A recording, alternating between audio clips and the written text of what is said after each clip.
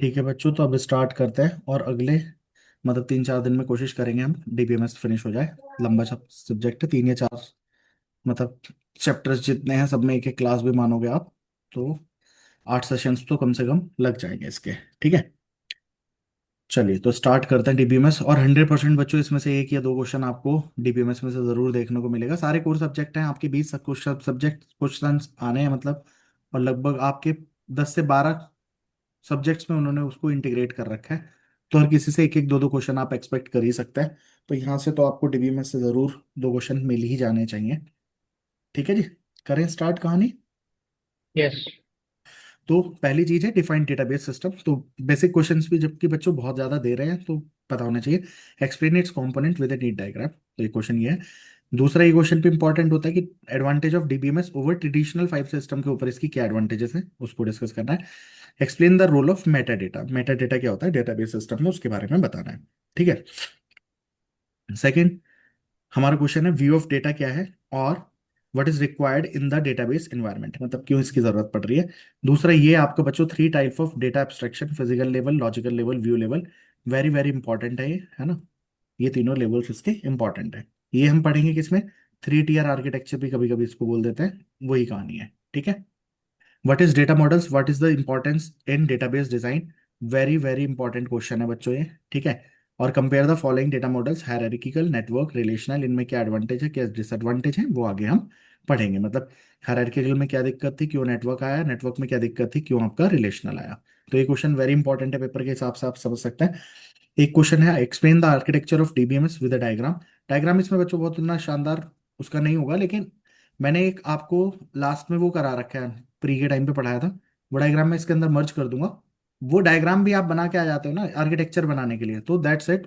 कुछ लिखने की भी जरूरत नहीं होगी ना, उतने से भी काम चल जाएगा, तो आप पढ़ सकते हैं उसको। ठीक है। Describe the functions of the following components. Query manager का काम क्या है, ट्रांजैक्शन मैनेजर का काम क्या है, बफर मैनेजर का काम क्या है। बाय द सब्जेक्ट, अब तो आप सब्जेक्ट पढ़ चुके हो तो इन सब का अर्थ आपको अब क्लियर आराम से हो जाएगा। वरना जैसे ट्रांजैक्शन मैनेजर का काम क्या होगा, पूरा चैप्टर आप पढ़ेंगे ट्रांजैक्शन एंड कंकरेंसी कंट्रोल का, उन चीजों को हैंडल करना। जब पूरा चैप्टर आप पढ़ते हैं तो 2 लाइनें तो उसके बारे में लिख ही सकते हैं ना। लाइकवाइज वही बात है कि जैसे ओएसआई मॉडल है, आपको ओएसआई मॉडल लिखने को आता है, तो हमने बच्चों फिजिकल लेयर हो गई, डेटा लिंक लेयर, सारी लेयर्स के बारे में डिटेल में पूरा पूरा सब कुछ सारी कहानी पढ़ी है। लेकिन पेपर में ओएसआई मॉडल लिखने को आता है तो क्या 2 लाइनें भी हमें याद करनी पड़ती हैं क्या। जब हम पूरे सब्जेक्ट्स को गो थ्रू हो जाते हैं तो वो चीजें आसानी से ही हमारी कवर हो जाती है। किया ना भी इससे पिछले सब्जेक्ट नेटवर्क में। ठीक है जी। Hmm. How does DBMS architecture contribute to efficient data management and security, तो कैसे मतलब इसके आर्किटेक्चर करेगा, क्योंकि डेटाबेस हमें क्या देता है बच्चों, डेटा को मैनेज आप इजीली कर सकते हो और डेटाबेस सिक्योर रहता है। ये तो over the traditional file system के ऊपर ये तो एडवांटेजेस हैं, रिडंडेंसी कम हो जाती है एंड ऑल। तो ये सारी चीज। फिर ये क्वेश्चन भी बन सकता है आपका, डेटाबेस एडमिनिस्ट्रेटर क्या होता है, बट जब बच्चों ये जनरल बातें हैं। ठीक है। इसमें से ये इंपॉर्टेंट है आपका काफी, ये दोनों क्वेश्चन इंपॉर्टेंट है कि डेटा इंडिपेंडेंस क्या है। तो मतलब थ्योरी में अब 2-4 नंबर की ये बात बन जाए, साथ में एड ऑन कर ले तो आपको 2 बातें पता होनी चाहिए।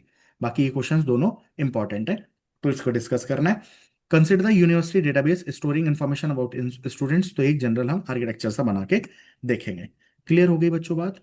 तो इसके अंदर से मेरे हिसाब से जो क्वेश्चंस आ सकते हैं, ये 2 क्वेश्चंस मैंने आपको लिख दिए। Data models very very important, और बाकी इसका ये 3 टीयर आर्किटेक्चर, ये 3 क्वेश्चंस इंपॉर्टेंट है। बाकी आने को ये भी आ सकता है, तो काइंड ऑफ 3.5 क्वेश्चन की बात है। लेकिन हम थोड़ी एक्स्ट्रा चीज भी पढ़ ले रहे हैं कि फॉर द टाइम बिंग अगर क्वेश्चन ऐसा आ जाता है तो we will be in the situation कि हम लिख पाए। ठीक है।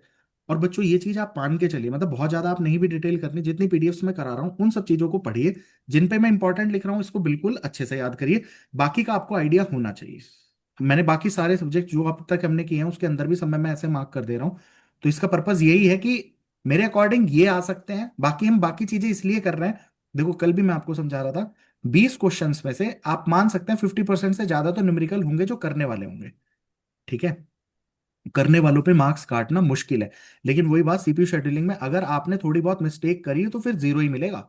ये भी चीज ध्यान रखनी है हमें कि अगर कहीं गड़बड़ हो रही है, इंसान क्या करता है पूरी लाइन बाय लाइन चेक नहीं करेगा बच्चे ने कहाँ गड़बड़ करी, आंसर्स देखता है मोस्टली, मतलब इट इज 90% की। अगर आपका बिल्कुल सही है तो पूरे 10 नंबर का है, 10 के 10 दे दिए, 8 नंबर का 8 के 8 दे दिए, लेकिन वरना कट भी सकते हैं।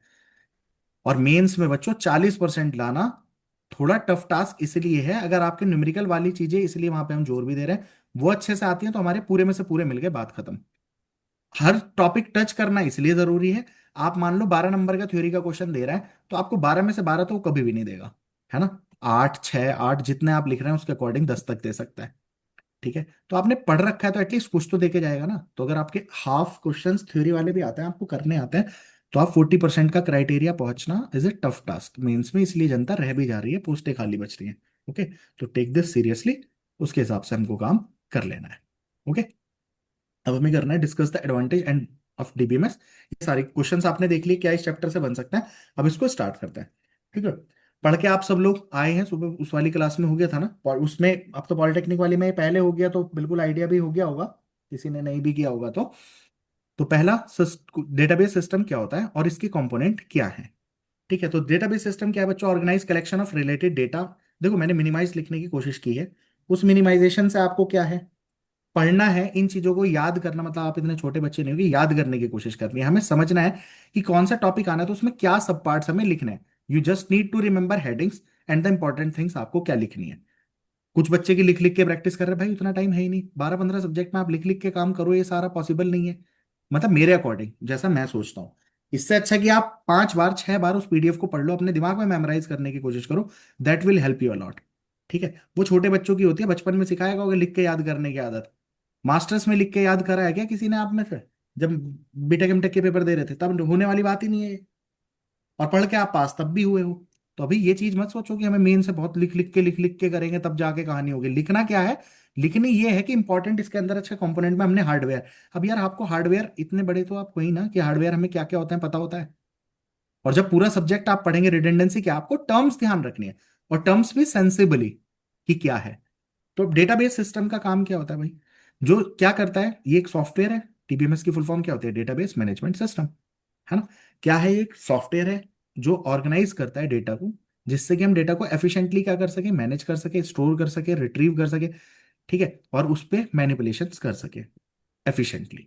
ठीक है, तो database system consist of database itself, मतलब डेटाबेस सिस्टम में डेटाबेस तो होगा ही ना, डेटाबेस क्या है, कलेक्शन ऑफ डेटा, है ना। और डीबीएमएस सॉफ्टवेयर का काम क्या है, जिससे हम डेटा को इजीली मैनेज कर सकें, स्टोर कर सकें, ये सारी कहानी कर सकें। तो डेटाबेस सिस्टम के अंदर क्या होगा, हार्डवेयर, जहां पे आप क्या करोगे, use to store and process data.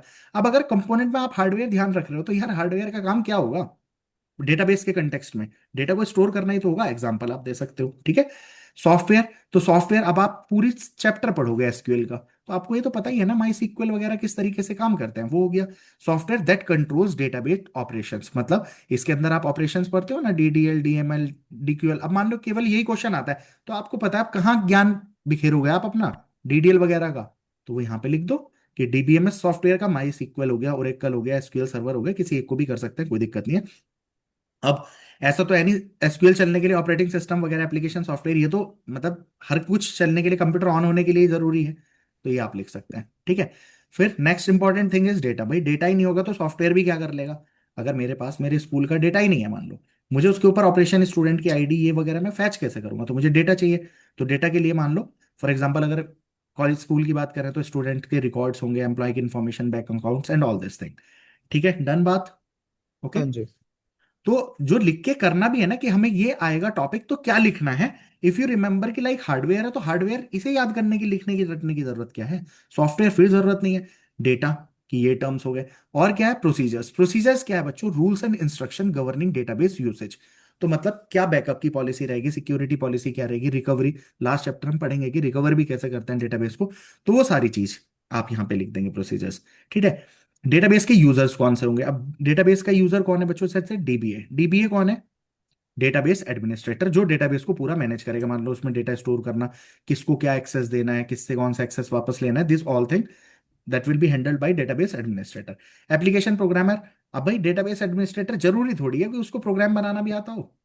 मान लो फॉर एग्जांपल हमने ऐप ले रखी है, इस ऐप पे हम अपना सारा डेटा स्टोर कर रहे हैं, तो उसके लिए हमें क्या चाहिए, एक डेटाबेस एडमिनिस्ट्रेटर, कहाँ पे कौन सा रिकॉर्ड डालना है, क्या करना है, किसको एक्सेस देना है, किससे रिवोक करना है, किसका ओवर हो गया कोर्स या whatever, these all things is handle by one person, तो that is database administrator you can से।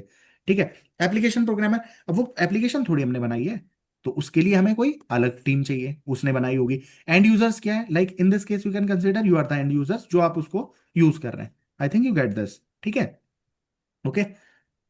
तो डायग्राम क्या हो गया बच्चों, डेटाबेस सिस्टम में यूजर्स हैं, डीबीएमएस क्या है, डेटाबेस मैनेजमेंट सिस्टम, है ना। इसके अंदर क्या होगा, डेटा होगा, प्रोसीजर्स होंगे, सॉफ्टवेयर होंगे, हार्डवेयर होंगे, दीज ऑल थिंग्स। तो अगर आपको डेटाबेस सिस्टम है उसके कंपोनेंट क्या क्या लिख दोगे बच्चों, यूजर्स, यूजर्स के बीच में कौन कौन आ जाएंगे, डेटाबेस एडमिनिस्ट्रेटर आ जाएगा। तो बाद में चीजों का ऐसे ध्यान रखना है, डेटाबेस एडमिनिस्ट्रेटर और एंड यूजर्स हो गए, एप्लीकेशन प्रोग्रामर्स हो गए, ठीक है। डेटा हमें चाहिए, प्रोसीजर, सॉफ्टवेयर चाहिए, हार्डवेयर चाहिए और डेटा चाहिए, बस बात खत्म। डेटाबेस मैनेजमेंट सिस्टम उसको हैंडल कर लेगा। तो thus uh database system is an integrated environment जो कंसिस्ट होगा hardware, software, data, procedures and users, जो working together for efficient data management. तो नाउ अगर ऐसा कुछ क्वेश्चन आता है कि डेटाबेस सिस्टम, अगर अब मान लो हमने सिर्फ एमसीक्यूज के लिए पढ़ा है, तो हम फिर समझ नहीं पाएंगे हमें ये क्वेश्चन आया हम क्या लिखेंगे। एक बार आपने पढ़ रखे, आपकी आंखों के आगे से निकल रखी है, तो थिंग्स आर वेरी इजी। और ऑप्शनल से बच्चों ये फिर भी इजी ही होता है। मैं आपको यहाँ पे मान लो हर किसी सब्जेक्ट में मान लो मैं 50-60 क्वेश्चन आपको बता दे रहा हूँ, और ये तो बहुत ज्यादा है 50-60 क्या, हर किसी में हम पिछले में 7 से 8, मेरे ख्याल से 7 क्लासेस लिए, हर किसी के अंदर 5 से 6 क्वेश्चन थे। तो पूरी नेटवर्क में मैंने आपको कितने क्वेश्चन पढ़ाए, मैक्स टू मैक्स 40। जबकि एमसीक्यू की क्रम में 40 क्वेश्चन से काम हो सकता है, 400 भी इनफ नहीं है, 4000 भी इनफ नहीं है, तब भी क्वेश्चन कुछ इधर उधर से आ सकता है। लेकिन जितनी मेंस के हिसाब से हम यहां पे पढ़ रहे हैं ना, मेरे हिसाब से कोई इधर उधर चीज जाएगी, ज्यादा जाएगी नहीं, तो फिर भी इजी पड़ेगा आपको। ओके। अब जैसे इसमें एमसीक्यू में कितने घुमा घुमा के क्वेश्चन पढ़ते हैं, सुबह हमने किए कितने सारे किए। तो अभी discuss the advantage of DBMS over traditional file processing के ऊपर काम करना है, ठीक है। अब ट्रेडिशनल फाइल प्रोसेसिंग में बच्चों क्या हो सकती है, रिडंडेंसी को रिड्यूस कर देता है कौन, डीबीएमएस। कैसे करके, हम duplicate data is minimize because data is stored centrally, एक जगह कर रहे हैं तो मिनिमाइजेशन हो जाती है। आप रिडंडेंसी को रिमूव करने के लिए आप ये भी कह सकते हो कि क्या कर लेते हैं, वी ब्रोक, उसको क्या कर लेते नॉर्मलाइज। हैं, नॉर्मलाइजेशन भी कर लेते हैं, है ना। इस तरीके से आप काम कर लेंगे। इंप्रूव डेटा की कंसिस्टेंसी, कंसिस्टेंसी का मतलब चेंजेस अगर एक जगह होंगे ना, तो थ्रू आउट द डेटाबेस उसको रिफ्लेक्ट कर रहे होंगे। अब देखो जैसे मैं आगे आपको नॉर्मलाइजेशन पढ़ाने के लिए ना डेटा इंटीग्रिटी पढ़ाऊंगा, तो मान लो उसके अंदर आप एक छोटा सा ऐसा एग्जांपल लेना। मान लो ये रोल नंबर है, ठीक है, ये नेम है, ये फॉर एग्जांपल हम क्या मान लेते हैं बच्चों, इसकी एज हो गया, या मान लो गेम्स हो गए, गेम का आईडी हो गई, ठीक है, और गेम की फीस हो गई। ठीक, अब बच्चों ये है रोल नंबर 1 2 3 4 5। हमारे स्कूल में मान लो आप लिख दो 10 स्टूडेंट का डेटा है, ठीक है, रोल नंबर 1 का नाम रख दो ABC, ये पेपर में भी बनाने के लिए कह रहा हूं मैं। अब आप यहां पे क्या कर रहे हैं, गेम मान लो आपने क्रिकेट, क्रिकेट ऐसे 5-6 का क्रिकेट ले लेना, 2-3 का फुटबॉल ले लेना, एक का हॉकी, 2 का हॉकी ले लेना मान लो। ये आपको आगे भी काम आएगी टेबल, हम जब एनॉमलीज वाला क्वेश्चन मैं आपको पढ़ाऊंगा एनॉमली क्या है, तो सेम ही एग्जांपल मैं यूज करके चलूंगा हर जगह, ठीक है, सो दैट आपको इजी रहे। अब मान लो क्रिकेट की फीस 100 रख लेना, जहां जहां पे क्रिकेट है सब जगह क्या लिख लेना बच्चों, 100। जहां जहां पे फुटबॉल है वहां पे क्या लिख लेना, मान लो 200, ठीक है। और जहां जहां पे मान लो हॉकी आप यूज कर रहे हैं, वहां वहां पे हमने कर ली मान लो 300 फीस, ठीक है बच्चों, बोलो। हाँ जी। Yes sir. अब अब बच्चों आप यहां पे दिखा सकते हैं रिड्यूस डेटा डिपेंडेंसी, हम इसमें कह देंगे नॉर्मलाइजेशन का प्रोसेस, कि आप देखो पेपर में ही आ जाए what do mean by normalization. अब थ्योरी थ्योरी लिखे जाओगे क्या फर्क पड़ेगा, आपने एक ऐसे इंपैक्ट ये बनाया, फिर आप अब मान लो नहीं भी आया तो भी हम उसे घुमा के कहाँ लेके जाएंगे, इंसर्शन अनॉमली, अपडेशन अनॉमली और डिलीशन अनॉमली कैसे हेल्प करती है। जबकि अनॉमलीज का पूछेंगे तो तीनों को डिटेल में बताएंगे, नहीं होगा तो इतना तो करके दिखाएंगे ना, कि मान लो suppose we are changing somewhere our fees to 100 to 150 किया, है ना, और मान लो कहीं पे और क्रिकेट था और उसकी अपडेट होने से रह गई, सब जगह हमने कर लिया, बट अगर बहुत ज्यादा जगह एंट्री है और कहीं पे रह गई, तो डेटा क्या हो सकता है, डेटाबेस इनकंसिस्टेंट हो सकता है। इनकंसिस्टेंट। बट ये हम कह देंगे कि हम फाइल प्रोसेसिंग में, कि हम नॉर्मलाइज्ड व्यू क्या है, नॉर्मलाइजेशन का मतलब क्या होता है, छोटे छोटे सब पार्ट में तोड़ना। तो एक के अंदर आप रोल नंबर, नेम और गेम की आईडी रख दिया, ठीक है बच्चों, ओके। हाँ जी। Yes game sir. आईडी में मान लो 1 2 3, गेम आईडी गेम नेम, तो गेम आईडी कर लेते जीवन, जीवन जीवन ऐसे क्रिकेट खेल रहा है ना। यहाँ पे क्या कर लो, गेम नेम कर लो। समझ पा रहे हो क्या, मतलब इसको हम थोड़ा सा और बढ़ा लेंगे, एक्सटेंड कर लेंगे। गेम आईडी में क्रिकेट की क्या कर लेंगे, जीवन, गेम नेम कर लेंगे क्रिकेट, ऐसा करके बढ़ा लेंगे। तो यहाँ पे गेम आईडी क्या बच जाएगी बच्चों, जीवन, एक की G2 और एक की G3, सबके आगे सिर्फ हम क्या क्या नाम लिखेंगे, जो जो भी गेम खेल रहा है। ऑन द अदर हैंड दूसरी साइड पे हम क्या करेंगे बच्चों, एक और टेबल बनाएंगे, उसके अंदर क्या रखेंगे, GID, गेम का नेम और गेम की फीस, तो ठीक। 3 कॉलम हो जाएंगे। अब इस 3 कॉलम में देखो वहां पे तो हमें G1 कई बार लिखना पड़ेगा, G2 लिखना पड़ेगा कई बार, यहाँ पे हम क्या करेंगे बच्चों, G1, G2 एंड G3। जीवन का नेम क्या है बच्चों, क्रिकेट, इसका क्या है, फुटबॉल मान लो, और इसका क्या है मान लो हॉकी। इसकी फीस कितनी है जीवन की बच्चों, 100 रुपीज, इसकी मान लो 200 थी, इसकी मान लो 300 थी। अब मुझे आप एक बात बताइए, ये सेम टेबल, ये क्या थी बच्चों, आपकी एक टेबल थी। इस टेबल को अगर मैं दो पार्ट में ब्रेक कर दूं ऐसे, ये इसका नॉर्मलाइज्ड व्यू हो गया। बच्चे यहां पे वही है, 1 से लेके 2 करते करते कहां तक, 10 तक। बट एक बात बताओ, रिडंडेंसी पहले आप कहोगे सर रिडंडेंसी कैसे कम हुई है? कम बेटा ऐसे हुई है, पहले वाले के नाम के आगे क्या लिखा हुआ शोभित, जीवन क्रिकेट 100, दूसरे वाले का भी जीवन क्रिकेट 100। अभी सिर्फ क्या रिपीट हो रहा है, जीवन। क्या हर बार क्रिकेट क्रिकेट क्रिकेट 100 100 100 रिपीट हो रहा है? क्या नहीं हो रहा ना, बोलो। हाँ जी। अब अपडेशन में फायदा क्या है, मान लो मैं इसकी चेंज करके 100 की जगह 150 कर दूंगा, तो रोल नंबर 1 का नाम है ए, गेम खेलता है जीवन, और जीवन का कौन सा गेम है जी, क्रिकेट है, और फीस क्या हो चुकी है, 150 रुपए। तो आपको 50 जगह अपडेट करने की जरूरत नहीं पड़ेगी। तो आपको इन दोनों एग्जांपल से ये दोनों बात क्लियर हुई होंगी, बोलो, कि हाँ रिडंडेंसी जी। कैसे कम हुई है, बार बार रिपीटेशन नहीं है। आप वहां पे बना के दिखा देना ना कि शुरू के 5 बच्चों के पास क्रिकेट है, तो आप ऐसे करके लिख देना। जरूर देखो, पूरा नाम नहीं लिखना, जीवन G2 ऐसे लिख लो, नाम में भी बचत करनी है क्योंकि लिखना टाइम बचाना है हमें। तो ABCDEFGH तक लिख दो ना नाम, और जरूरी नहीं है 10 कॉलम देना। आप अगर कितने 6 भी बना दो, 3 बच्चों को क्रिकेट दे दो, 2 बच्चों को कुछ और दे दो, हॉकी, और लास्ट के एक बच्चे को फुटबॉल। तभी भी तो आप दिखाओगे कि ये क्या है, रिडंडेंट इंफॉर्मेशन है। अभी कहाँ है, रिडंडेंसी घट गई है, तो रिड्यूस हुई है, इसने एलिमिनेट नहीं गई है। अब देखो यहाँ पे भी जीवन कई बार रिपीट तो हो ही रहा है ना, वो तो होगा ही बच्चों, इसको बिल्कुल तो आप खत्म कर ही नहीं पाएंगे। I hope you get this point. ठीक है जी। तो यस सर। रिड्यूस कैसे हुई, कंसिस्टेंसी क्यों बरकरार रहेगी। अब अगर ये 56 जगह में करता तो कहीं भूल गया, तो गेम के लिए क्या हो जाएगा, क्रिकेट की फीस 100, क्रिकेट की फीस 150, इससे दिक्कत होगी, तो वो काम बच जाएगा। डेटा शेयरिंग करने में मल्टीपल यूजर्स, अब देखो आप, IRCTC का डेटाबेस है, कितने लोग एक साथ एक्सेस कर रहे हैं, जबकि फाइल सिस्टम में वो काम पॉसिबल नहीं होगा, फिर दिक्कत हो जाएगी, है ना। डेटा सिक्योर रहेगा तो सेंसिटिव इंफॉर्मेशन को आप क्या कर सकते हैं, प्रोटेक्ट कर सकते हैं, उसकी कंट्रोल मैकेनिज्म्स आपके पास होंगी। समझ में आई? ठीक है। डेटा इंटीग्रिटी, कंस्ट्रेंट्स हम ऐसे रख सकते हैं जिससे हमारी एक्यूरेसी को इंश्योर करेगा। अब इसके लिए आप बता सकते हैं कि फॉर एग्जांपल अगर मैं कह दूं, मान लो हम कह दो किसी चीज के लिए कि रोल नंबर की वैल्यू नॉट नल कर दो, या नेम क्या कर दो आप, नॉट नल कर दो। तो नॉट नल करने का मतलब, अगर किसी को इंफॉर्मेशन डालनी है तो गेम की वैल्यू डालेगा ही डालेगा ना, नेम की वैल्यू।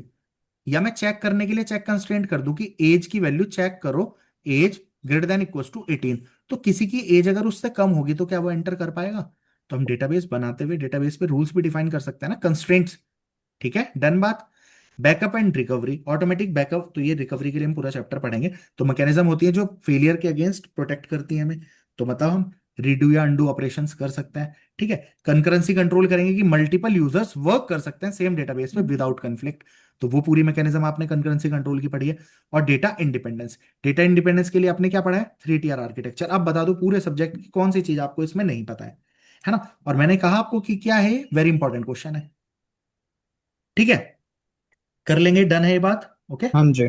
चलो, नेक्स्ट है आपका फाइल सिस्टम DBMS के अंदर क्या क्या एडवांटेज डिसएडवांटेज है। तो बच्चों ये क्वेश्चन मतलब पिछली वाली बात वो है ना, हाई रिडंडेंसी कम है, तो ये काम आप कर लेंगे, कोई दिक्कत नहीं है। मतलब इन्हीं बातों को यार उसने किसकी फॉर्म में लिख दिया, टेबल की फॉर्म में बना दिया बस। ठीक। Explain the role of meta data. अब मेटा डेटा क्या होता है और डेटाबेस सिस्टम में इसका क्या है, अगर 2 4 नंबर पे आ जाए तो आप कैसे बता पाएंगे। तो मेटा डेटा क्या होता है बच्चों, डेटा अबाउट डेटा, है ना। सुबह हमने इसका क्वेश्चन भी किया था MCQs में, 2 क्वेश्चन आए भी थे।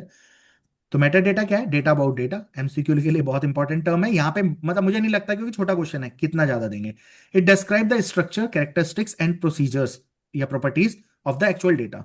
तो हम बच्चों मान लो स्टूडेंट टेबल बना रहे हैं, तो जो मैंने सुबह आपको मैं बता रहा था कि जो हम DDA में करते हैं, DDA कह रहा हूँ सॉरी, DDL कमांड जो हम यूज करते हैं, डेटा डेफिनेशन लैंग्वेज की कमांड, वो सारी कमांड क्या है, एक तरीके से काइंड ऑफ मेटा डेटा ही है।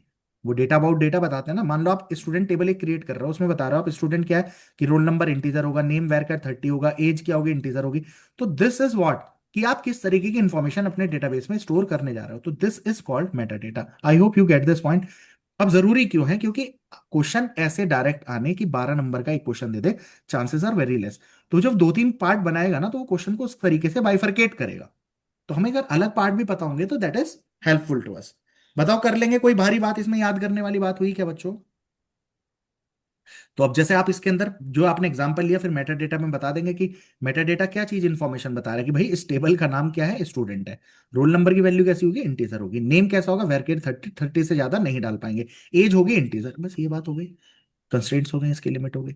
रोल क्या है मेटा डेटा का, तो भाई डिस्क्राइब कर देगा डेटाबेस का स्ट्रक्चर, मतलब टेबल क्या होंगे, उनके एट्रीब्यूट्स क्या होंगे, रिलेशनशिप। अब मान लो कभी जब आप फॉरेन कीज वगैरह लगाते हैं तो बच्चों दो टेबल के बीच में बताते नहीं है यहाँ पे कि यहाँ पे फॉरेन की है, रेफर कि दिस की रेफरेंसेस टू फॉरेन की, करते हैं कि नहीं? अरे फॉरेन की से रेफरेंस करते हैं, आप दो पर्टिकुलर टेबल के अंदर ज्वाइन करा देते हैं उसको। Yes yes sir. सर। ठीक है।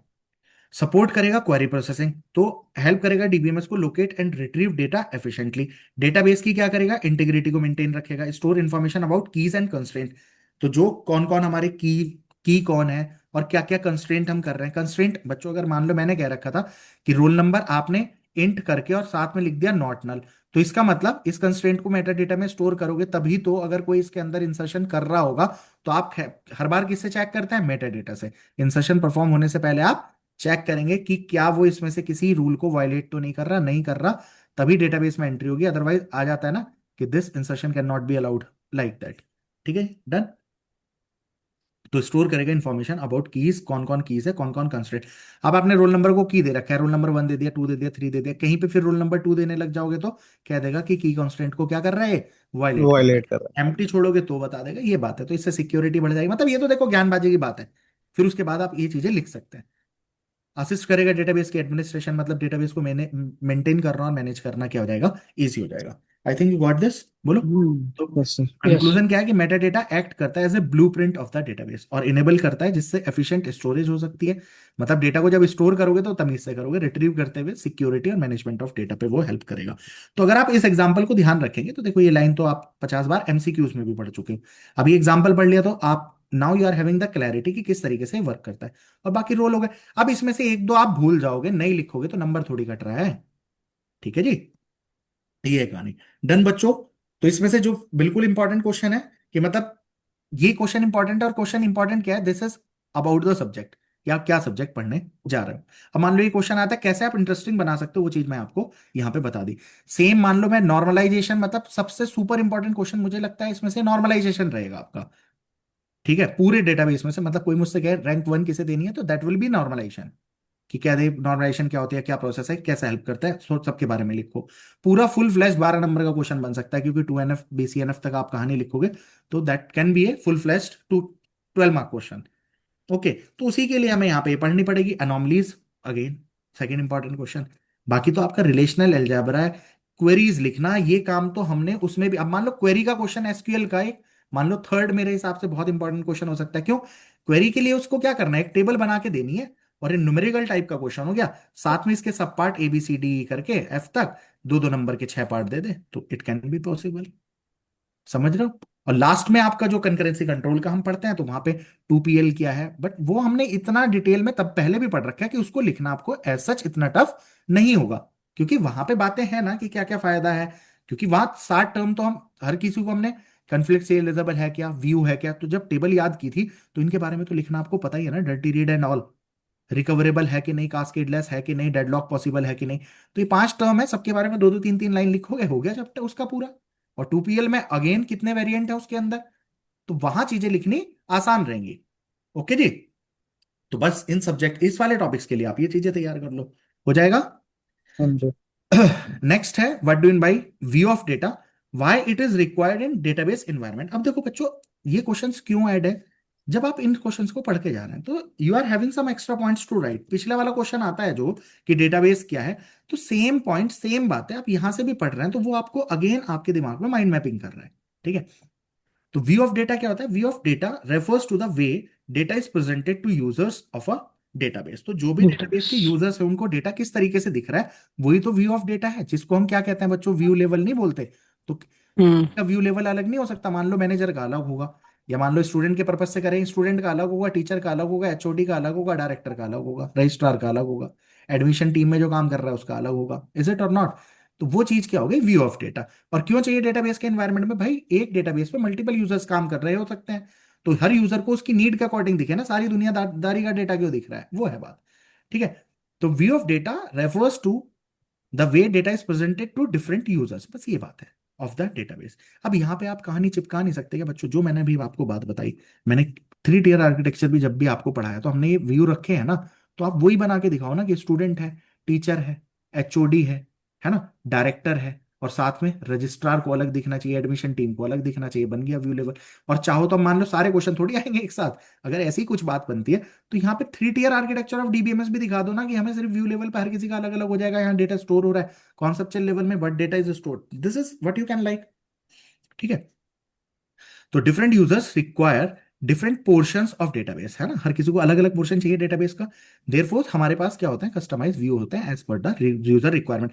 अब बच्चों मैं ये कह रहा हूं, क्या अगर आप ये एग्जांपल लिख के और यहाँ पे बताओ कि स्टूडेंट का व्यू अलग है और टीचर का व्यू अलग है, मतलब स्टूडेंट को क्यों दिखने हैं हर स्टूडेंट के मार्क्स, जबकि एक स्टूडेंट को सिर्फ अपने सारे सब्जेक्ट के मार्क्स दिखने चाहिए, लेकिन एक टीचर को मान लो फिजिक्स का टीचर है तो उसे उसकी क्लास के सारे बच्चों के मार्क्स दिखने चाहिए, सब में वो अपडेशन कर पाए। तो is it different for each one और नॉट? और एचओडी को क्या होगा भाई, उसे तो सारे टीचर्स के, अपनी पूरी ब्रांच के सारे टीचर्स के सब बच्चों के डेटा दिखने चाहिए। समझ आई? तो हर किसी का व्यू क्या होगा, अलग अलग होगा। और डायरेक्टर को क्या होगा, उसे केवल एक ही ब्रांच के चाहिए क्या, उसे तो सभी ब्रांचेस के सबके दिखने चाहिए, दिस इज लाइक दैट। तो नीड क्यों है बच्चों, why it is required? Because complexity hiding, मतलब मॉडर्न डेटाबेस आर बहुत लार्ज होते हैं और कॉम्प्लेक्स होते हैं, तो हर यूजर को जरूरी नहीं है सारा फिजिकली स्टोर डेटा कैसा है वो सब कुछ देखना हो।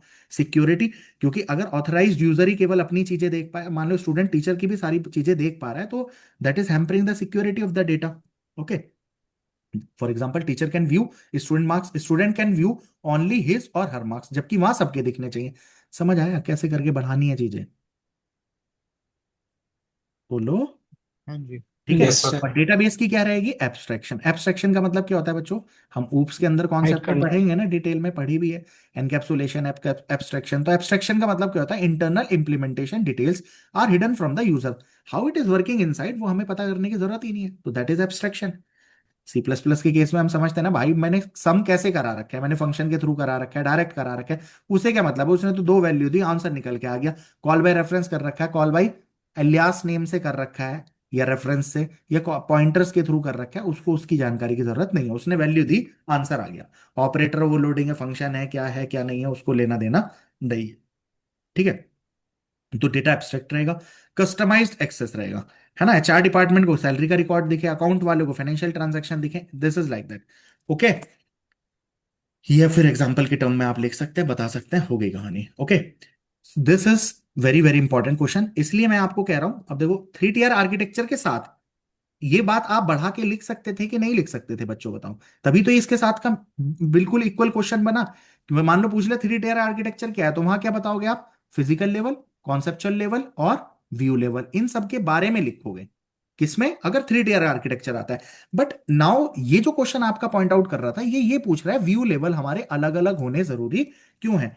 अगर आपको इसका कॉन्सेप्ट है, क्या आप इस क्वेश्चन को लिख नहीं सकते क्या? बोल दीजिए। ठीक है, डन हो गई बात। हाँ जी। हाँ सर। चलो। इसके बाद हमारा नेक्स्ट क्वेश्चन है, तो हमारे पास ये तो बातें हम डिस्कस कर चुके ना, हमारे पास कितने लेवल होते हैं बच्चों, फिजिकल लेवल। फिजिकल लेवल का काम क्या है, व्हाट, अब देखो जब आप इसकी फिगर बनाओगे, आप इसमें बढ़िया से लिखो कि फिजिकल लेवल में बच्चों आप क्या कह रहे हो, what data is stored in the database, यही तो बताता है ना, व्हाट डेटा या how the data is stored, how the data is है स्टोर्ड। ना, how the data how. Is stored in the DBMS, क्या फाइल ऑर्गेनाइजेशन है, क्या एक्सेस कर रहा है, हैश के थ्रू कर रखा है, बी ट्री है, बी प्लस ट्री है, तो how your data is stored in the DBMS, that is tailed by physical level, physical या लेयर। इसी को क्या बोलते हैं, इंटरनल लेवल। ठीक है। नेक्स्ट लेवल क्या होता है बच्चों, कॉन्सेप्चुअल लेवल। कॉन्सेप्चुअल लेवल बताता है what data is stored in the DBMS, name वेम क्या क्या चीजें पड़ी हैं। और इसके बाद होता है व्यू लेवल, मतलब जो यूजर लेवल कहलाता है, इसके अंदर अलग अलग व्यूज हो सकते हैं अलग अलग पर्सन के। This is your 3 tier architecture. ठीक है। तो ये है एक तरीके से एब्स्ट्रैक्शन। तो डेटा, मतलब explain the 3 level of data abstraction, मतलब 3 टियर आर्किटेक्चर। तो डेटा एब्स्ट्रैक्शन प्रोसेस क्या होता है, हाइड करना unnecessary details from the user. अब देखो मान लो मैं नेट बैंकिंग यूज करता हूं, मुझे पीएनबी में अंदर कैसे स्टोर कर रहे हैं, कॉन्सेप्चुअल लेवल क्या है, क्या क्या उन्होंने स्कीमा स्टोर कर रखा है, मुझे क्या लेना देना। मैं तो अपना काम है, जो काम है उसको देखूंगा, चेक करूंगा, जाए जाए, खत्म कहानी। ठीक है। तो अननेसेसरी डिटेल मुझे ना विजिबल हो। ओके। इसेंशियल इंफॉर्मेशन ही दिखे, तो उसे कहते हैं लेवल। तो फिजिकल लेवल पे क्या होता है, it is the lowest level of abstraction, जो डिस्क्राइब करता है how the data is actually stored in the devices. तो इन्फॉर्मेशन क्या स्टोर होगी भाई, इसकी फाइल ऑर्गेनाइजेशन कैसा है, रिकॉर्ड को कैसे प्लेस किया है, स्टोर इंडेक्सिंग क्या है, स्टोरेज स्ट्रक्चर्स किस तरीके के, कैसे आपने स्टोर किया डेटा, दिस ऑल थिंग। जैसे बी ट्री है, हैशिंग है, सिक्वेंशियल फाइल है, या लिंक्ड रिप्रेजेंटेशन है, किसके अंदर आपने कर रखा है, ये पढ़ रखे है ना। सपने, सिक्वेंशियल फाइल या लिंक्ड या फिर इंडेक्सिंग, वो सारी कहानी है किस तरीके से आपने कर रखा है। तो यूजर क्या है, जो आउटसाइड यूजर है उसे इन बातों से कोई लेना देना नहीं है। सेकंड लेवल लॉजिकल लेवल या क्या बोलते हैं कॉन्सेप्चुअल लेवल, ये बताता है बच्चों देखो what data is stored in the DBMS. अब जब हम प्री पढ़ रहे थे मैंने कहा ना कई बार ऐसे करके क्वेश्चन बन जाता है, चारों लेवल दे देगा कौन सा है, तो बहुत बार आते हैं answers. And the relationship among different entities, तो इन्फॉर्मेशन क्या स्टोर है बच्चों, table, attributes, relationship, these all things, ये क्या है बच्चों आपका लॉजिकल लेवल। तो कौन सी टेबल है, इनमें क्या क्या एट्रीब्यूट्स हैं, इन टेबल्स का एक दूसरे के साथ रिलेशन क्या है, कौन फॉरेन की से कनेक्टेड है, इनके अंदर क्या क्या कंस्ट्रेंट है, these all things like Meta data. समझ में आई बात। तो स्टूडेंट हो गया, कोर्सेज हो गया, किस तरीके से कनेक्टेड है, दिस थिंग डन। इसके बाद है व्यू लेवल यानी एक्सटर्नल लेवल। एक्सटर्नल लेवल पे क्या पढ़ा है बच्चों, it is the highest level of abstraction, जो क्या शो करता है बच्चों, बोलो, कि रिक्वायर्ड पोर्शन, इसमें हमने वही बात बता देनी है कि टीचर स्टूडेंट को अलग दिखना है, एचओडी को अलग दिखना है ना, टीचर्स को अलग दिखना है और डायरेक्टर लेवल पे अलग दिखना है, तो सबके क्या हो गए, अलग अलग व्यूज हो गए। तो टीचर का व्यू हो गया कि स्टूडेंट का आईडी, नेम और मार्क्स, ये चीजें दिख रहे हैं। लाइब्रेरी का व्यू, स्टूडेंट की आईडी, नेम, बुक इशूड, तो डिफरेंट यूजर्स को डिफरेंट व्यूज दिखेंगे। मान लो स्टूडेंट का लिख लो तो स्टूडेंट का क्या हो गया, मान लो उसे अपनी आईडी दिख जाए, नेम दिख जाए और सारे सब्जेक्ट के मार्क्स दिख जाए ऐसे, और सारे बच्चों के थोड़ी दिखेंगे। यहाँ पे स्टूडेंट आईडी, हर किसी रोल नंबर 1, उसका नाम ये है, उसके मार्क्स इतने, ऐसे करके। डन हुई बच्चों बात, तीनों लेवल हो गए। तो आपका डायग्राम एक बना सकते हैं, view level, logical level, conceptual level. और ये क्या कहलाता है बच्चों, एब्स्ट्रैक्शन कहलाता है, जिससे कि हर लेयर पे अलग काम हो रहा है। डन हो गई बात। हाँ जी। नेक्स्ट है आपका डेटा मॉडल्स, और डेटा मॉडल्स क्यों जरूरी हैं और बच्चों क्या इसकी कहानी है, फिर हमें ये सारे थर्ड क्वेश्चन में, ये भी बच्चों कैसा इंपॉर्टेंट क्वेश्चन है, सुपर इंपॉर्टेंट क्वेश्चन है। बोलो, क्लियर है क्या ये बात है, ठीक है। क्लियर है। तो अब हम नेक्स्ट क्वेश्चन करते हैं, हमारे पास डेटाबेस के मॉडल्स कौन कौन से हैं। तो डेटाबेस के बच्चों मॉडल मॉडल्स कौन से हैं, आपको पता है दो तरीके के मॉडल होते हैं, फिजिकल मॉडल्स और कॉन्सेप्चुअल मॉडल। कॉन्सेप्चुअल मॉडल में आप क्या पढ़ेंगे, एआर डायग्राम और object oriented object oriented models, models. ठीक है। फिजिकल मॉडल्स के अंदर डेटाबेस में आपको तीन पढ़ने हैं, हायरार्किकल।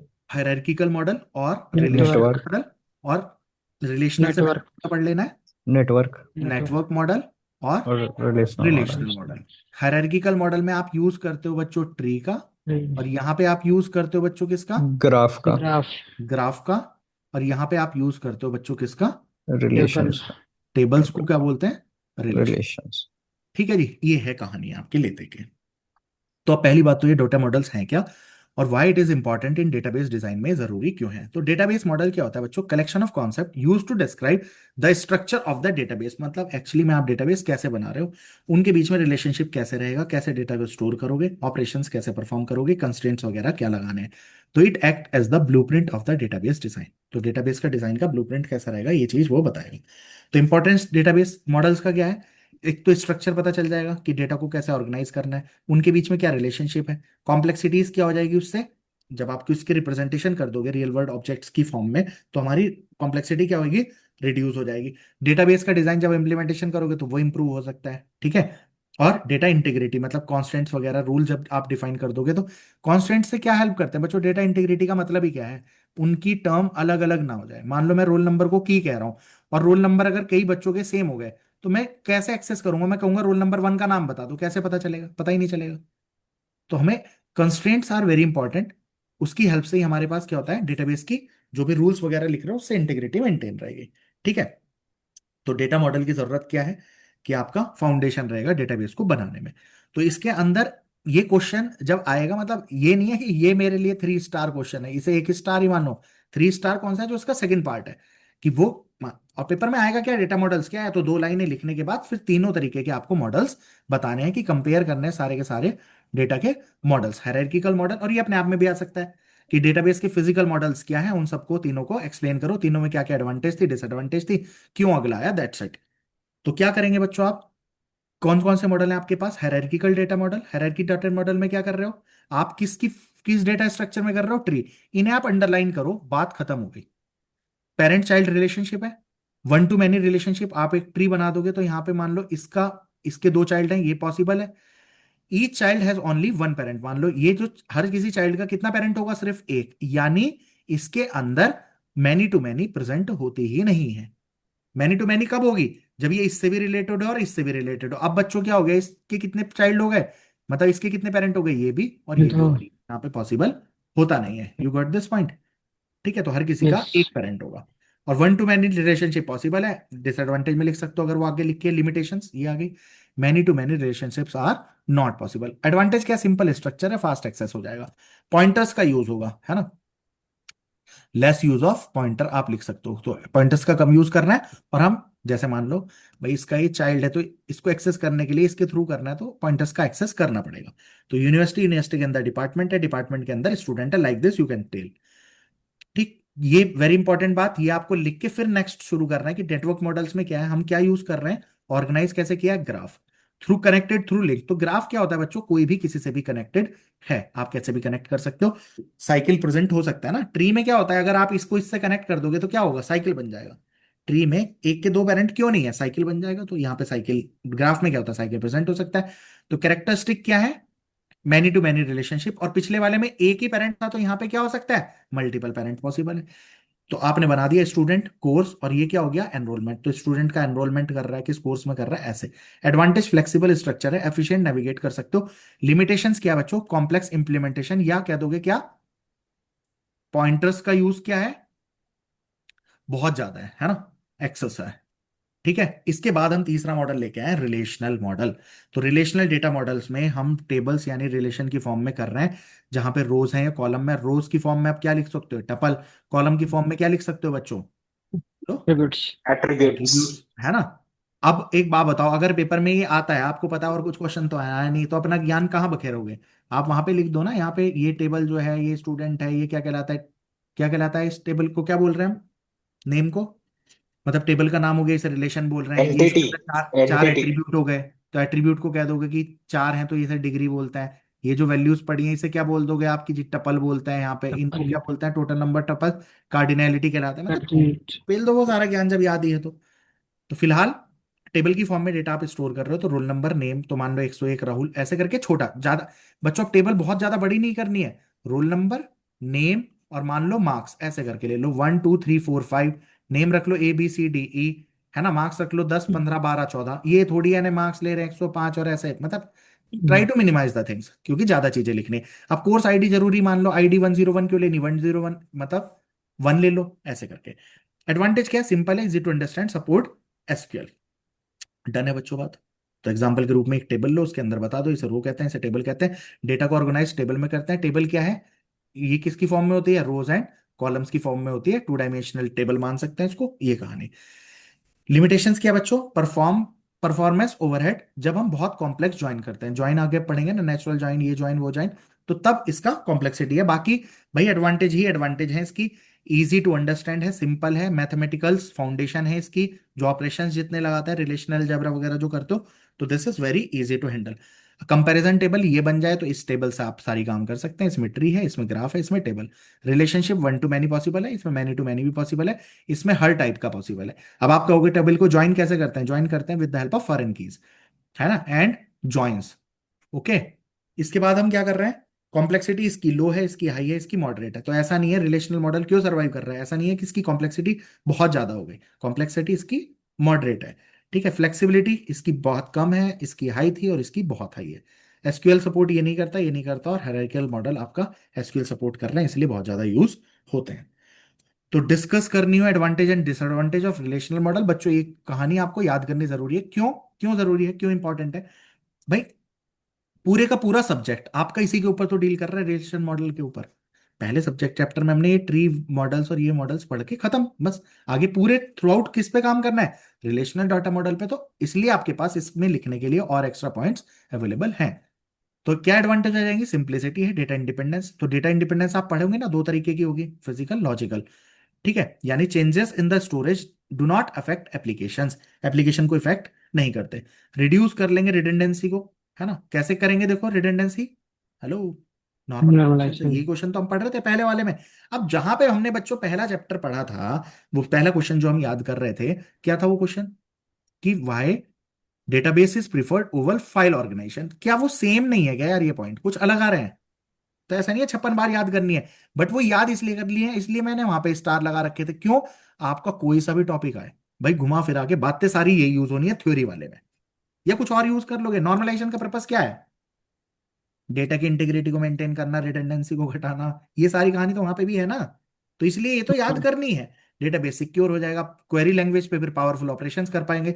एसक्यूएल मतलब टेबल की फॉर्म से डेटा को इजीली एक्सेस कर सकते हैं, इजी मेंटेनेंस। लिमिटेशंस क्या है? जॉइन की ओवरहेड, कॉम्प्लेक्स क्वेरीज इन्वॉल्व कर सकती है मैनी जॉइंस, तो वो उसे क्या बना देती है? स्लो बना देती है। परफॉर्मेंस इशू, लार्ज डेटाबेस रहेंगे तो उसके अंदर हमें ऑप्टिमाइजेशन करनी पड़ेगी, इसलिए तो क्वेरी ऑप्टिमाइजेशन अपने आप में हम चैप्टर पढ़ते हैं, टॉपिक पढ़ते हैं। ओके। ऑब्जेक्ट की representation not suitable for complex multimedia, या बच्चों इसी के लिए तो आप आगे आपका क्या आया है? No SQL.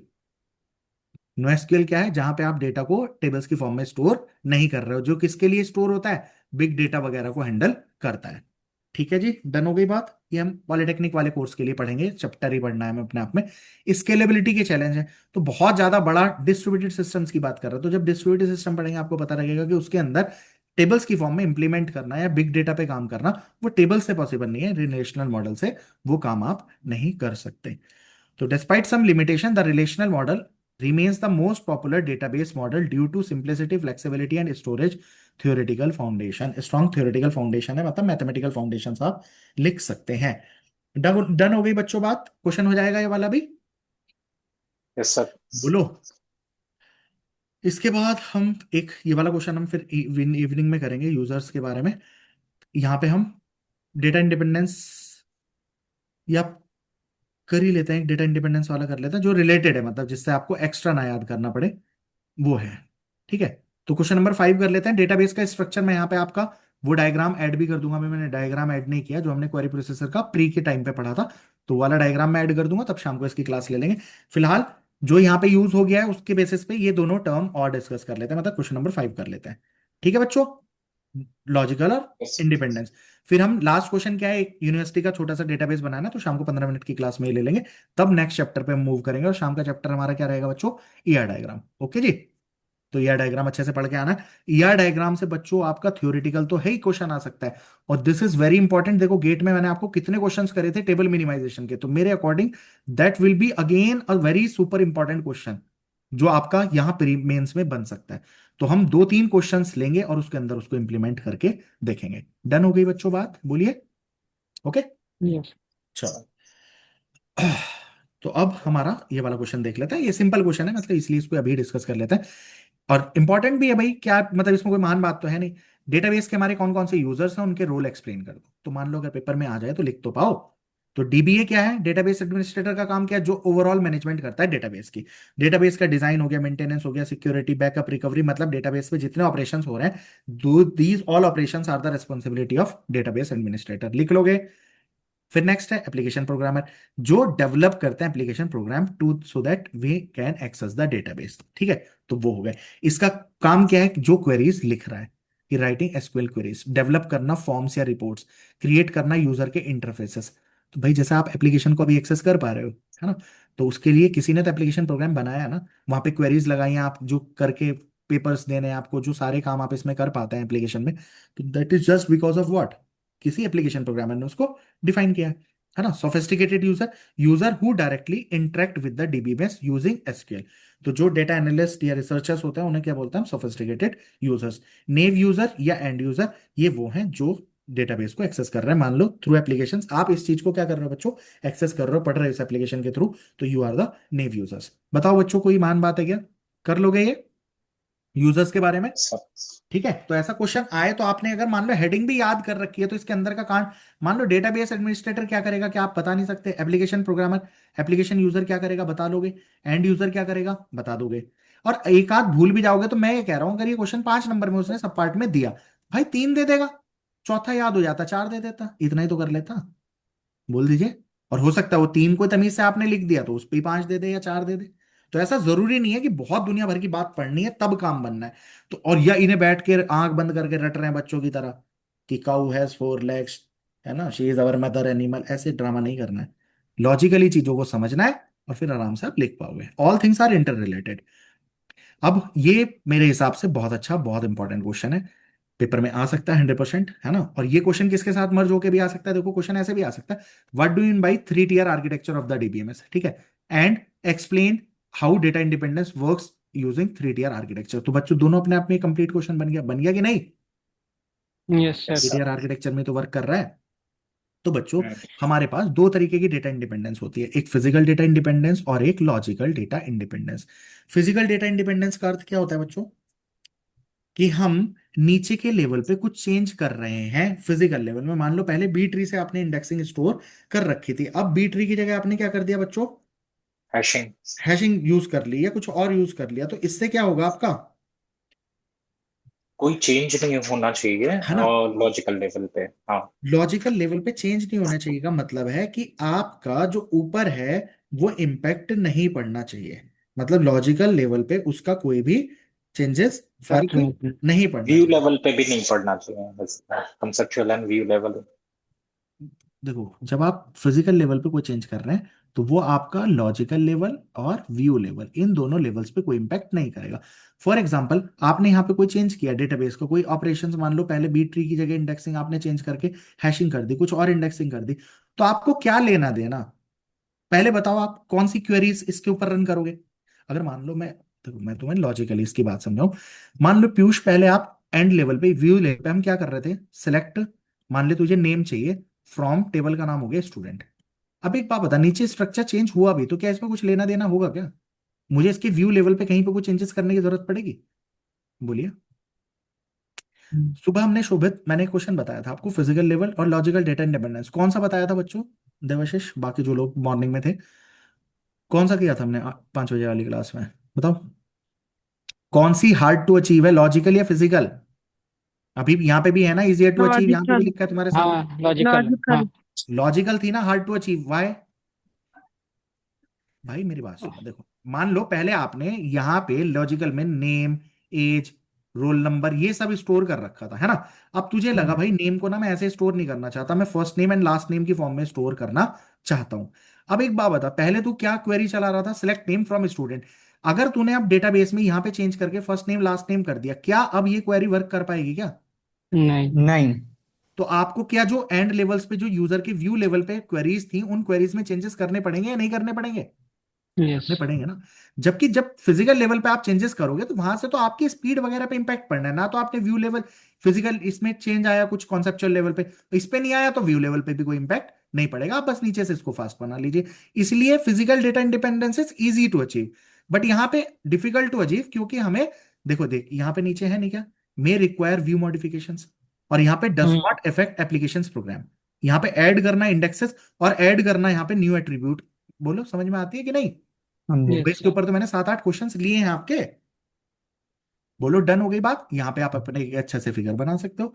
तो यहाँ पे क्या है, changes at the internal level, मतलब नीचे के लेवल पे आप कुछ कर रहे हो तो does not affect conceptual level. और कॉन्सेप्चुअल नहीं होगा तो वो बताने की जरूरत नहीं है जया पीयूष, कि मतलब व्यू लेवल आपको एक्सप्लिसिटली लिखने की जरूरत नहीं है।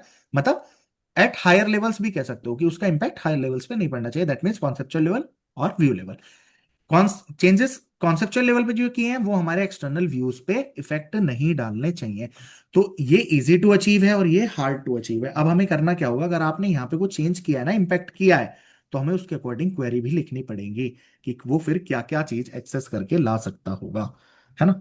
मान लो आप अपना, जैसे मान लो शुरू में OLX या आपका अमेजोन वगैरह आया था, तो पहले इन्होंने इतने फिल्टर या सब कुछ दिए थोड़ी है, समय के साथ इन्होंने दे दिया कि आप मान लो एज पर रेटिंग भी चीजों को सेग्रीगेट कर सकते हो, है ना?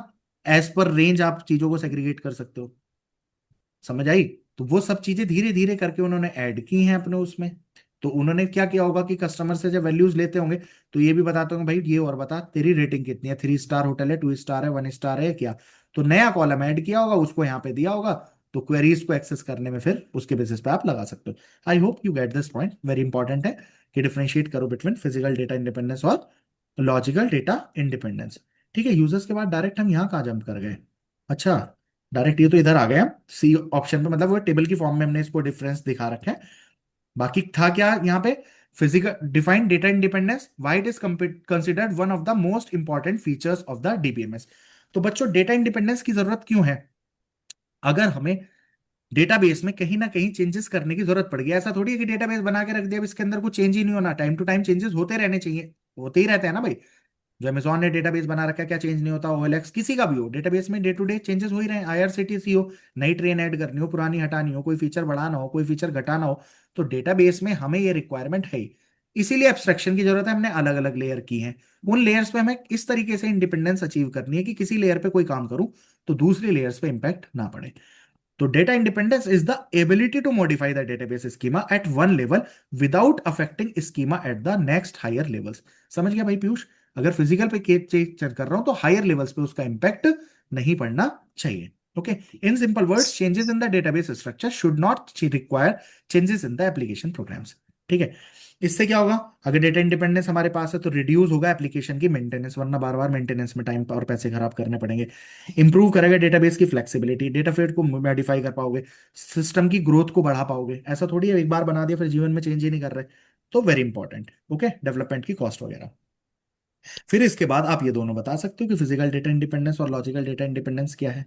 तो एग्जांपल फिजिकल का क्या दे दोगे कि मान लो पहले आपने सिक्वेंशियल फाइल का इंडेक्सिंग कर रखी थी और अब क्या कर दिया, बी+3 इंडेक्स कर रहे हैं, एप्लीकेशन रिमेन्स अनचेंज। तो एग्जांपल किसका हो गया?